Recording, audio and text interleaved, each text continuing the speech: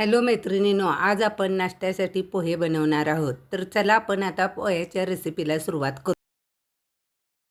आपण कढईमध्ये 1 चमचा तेल टाकून घेतलेलं आहे. त्या तेलामध्ये ब्राऊन होईपर्यंत शेंगदाणे तळून घेतलेले आहेत. तळलेले शेंगदाणे आपण बाजूला काढल्यानंतर त्याच तेलामध्ये जिरं, मोहरी, मिरची, कढीपत्ता, कांदा,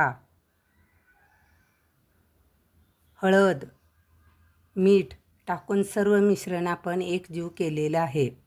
त्याच मिश्रणामध्ये आपण भिजवलेले पोहे टाकलेले आहेत आणि आपण तळून घेतलेले शेंगदाणे पण टाकून घेतलेले आहेत आणि सर्व आपण साहित्य हलवून घेतलेलं आहे. त्यामध्ये अर्धा लिंबू पिळलेला आहे